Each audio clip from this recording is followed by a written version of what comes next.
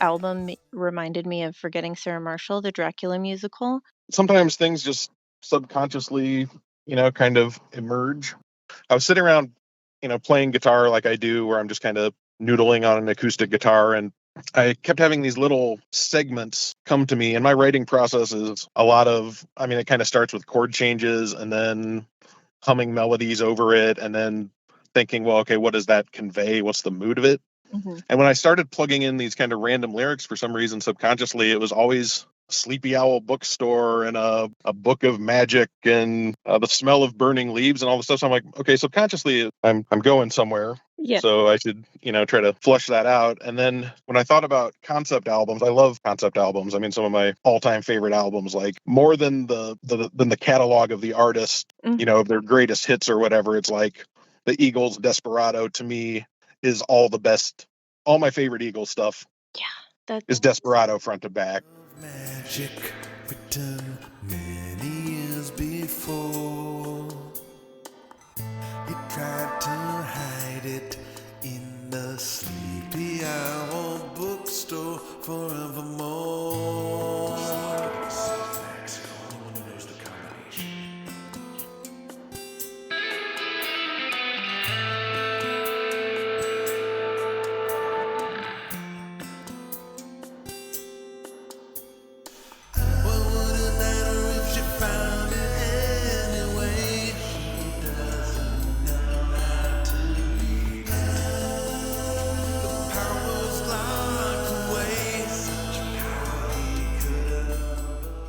No, completely. I love the whole network of creatives that you have tying this album together, all the voice actors. It's awesome to listen to. Thank you. That was fun. I bought a subscription to some royalty-free sound effects thing, and I was just, how many lighter flicks can you listen to before you go insane? How many footsteps can I get one that sounds like somebody on a dock? The right water splash when you're throwing a magic book into a lake. It was really fun to flush that stuff out. I think the sequencing, like the way that you structured it, with all of the scenes and kind of tying the music in together in between everything, I couldn't imagine it every different. It's like a no skip album because you're really on on a journey through it. You did a great job. Thank you. Is it a metaphor for you, like a book of magic? Is it really a journey to understand something deeper? Part of it is escapism because I've had some health and some vision issues and stuff, and it cranked up my anxiety. My dad passed away a few years ago, and Sorry. he was, thank you, he was my idol, and he played in a million bands. He had an encyclopedic knowledge of every song and could play it in 3 keys. But he didn't leave almost any legacy behind of anything recorded. I wish I could hear him play again more than the couple little things he did. So that made me kind of, I don't know, I was in kind of a dark place mentally and thinking about mortality and grief and whatever. And I thought, well, I need to put something down. Hello? Anybody here? Hello?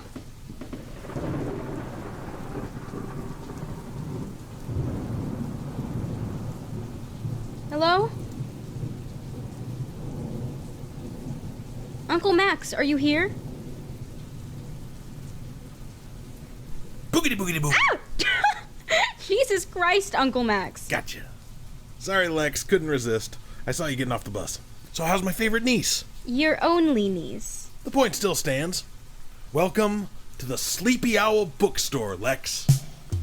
Yeah, it's really something. Isn't it? It's on the historical registry, It's over 150 years old, and it's been a bookstore this whole time. You are aware that I don't know anything about working in a bookstore, right? And that I'm just here for the fall? I know, but it's like I told your mom, it's the easiest job in the world. Just a little light cleaning, some alphabetizing. To be honest, we don't get that many customers. Trust me. It's, what's that phrase you kids say, a totes cake McJob. No one has ever said those words before now. I just don't want you to be stressed out, Lex. And kind of casting myself in the album as Max was like, it seems kind of glib or something, but I'm like, well, here's a legacy. If no one hears this, but maybe my distant family in the future, they'll know what my voice Yeah. sounded like, singing, talking. They'll have some idea of the kind of music I wrote and what my sensibilities were and just, that kind of thing. So that's why when I say I wrote it for myself. The track Stars Wander Lost, are you kind of nodding to that scene with Sarah when she's giving you crap about, getting rid of the book? What I would call the Max songs on the album, even though it's not Max singing, it's me. It's interesting with this thing because it's still a concept album that I'm performing. If I had to rework it, if I thought that someday somebody ever wanted to perform this thing, I would probably tweak and rewrite the songs so the characters were singing them. But I think of Stars Wander Lost and Balsa Glider as kind of mood songs that Giacometti Blue, reflecting Max, in those moments. And definitely that's a song of heartbreak. Wishing you'd hold me tight, but that wouldn't be right. Stars wander lost in the sky, and who are we to know why? Stars wander lost in the sky.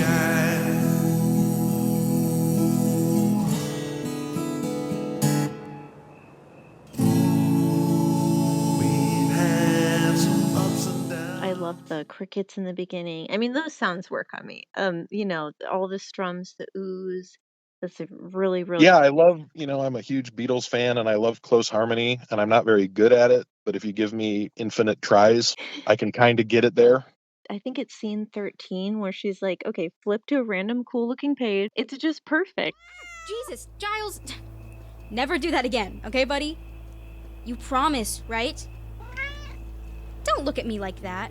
Giles. Yes, I'm using the book again. It's not like I have a choice, so let's just get this over with. Moonlight, check. Flip to a random cool looking page, check, and nothing. Come on, why isn't it working? Think, Lexi. What was different last time? I mean, I had just sparked that J. But crap, I flushed my stash. Unless maybe it wasn't the smoke. It was the fire. Please tell me I have a lighter. Yes! So many little moments where I'm like, this is perfect. The breath she takes after she hits the joint and has a little cough and something is so natural and hilarious. Like there's just a million little inflections where I was like, this is amazing stuff. Yeah. She absolutely blew me away. I mean, she carried the thing. Like I said, I expanded it, the amount and the scope of the dialogue. It's hard to write dialogue for this project too, because it's like, I know that, again, this thing with people's attention spans, how do you write dialogue that's natural, but it's also concise? Like every line had to have a point. If it was given backstory, if it was advancing the plot, if it was giving you some kind of insight into the character. When you look at the amount of dialogue, there's not that much, but it has to have a point and drive the story, but it still has to feel like something someone would say. I mean, everything will change? I honestly have no idea, but I do know this. There's no shortcut to grief. You have to face it sooner or later, and maybe without the book you can do that. Yeah. And maybe you can help me next time. I'm sorry I didn't let you in. Maybe the future me, past me, will do better. Next time, last time. Jesus, this is confusing. Only one way to find out. Here, hold the book with me. So how do we do this? First off, some random flips, like so. No whammy, no whammy, stop! These symbols look sufficiently squiggly, don't you think? Sure. Yeah, perfect. Okay, so next we need a flame to turn the symbols into words. Oh, you gotta be kidding me. I didn't bring a lighter. Please tell me you have one. I quit smoking years ago. Are you bullshitting me? You're the pothead now, right? Jesus, is it that obvious? I mean, that new stuff really smells. That's a small apartment. Just to be clear, in no alternate timeline or parallel universe can you tell my mom I smoke. She would lose her... Shh!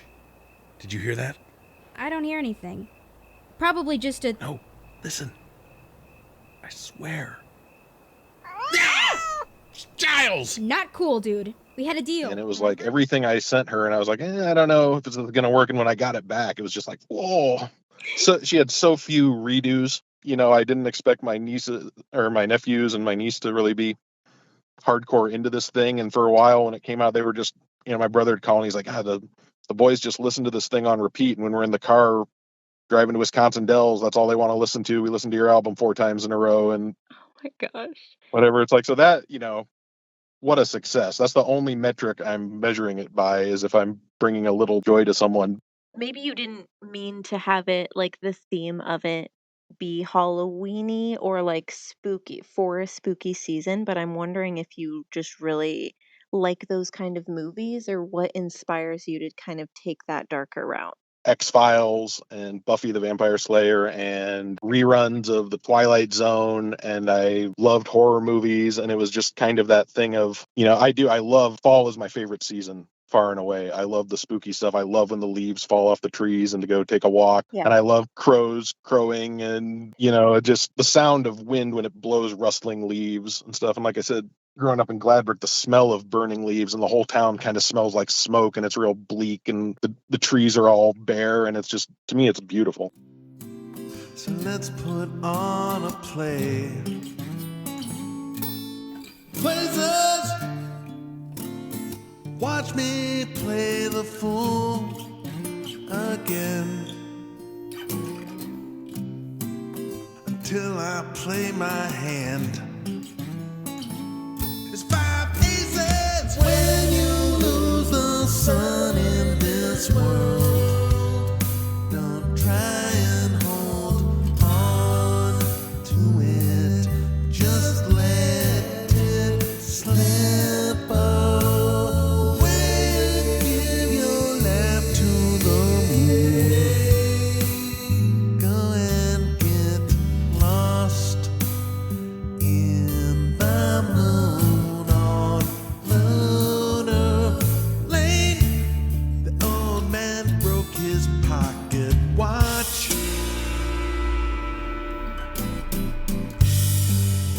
It broke into a million little pieces. And shame on me, I like to watch. Thank you so much, Kent, for talking to me. I'm so glad we got to chat, and I can't wait to share your music with more people. Well, yeah, thank you so much for, having me. It is an absolute pleasure and an honor, and it was super fun.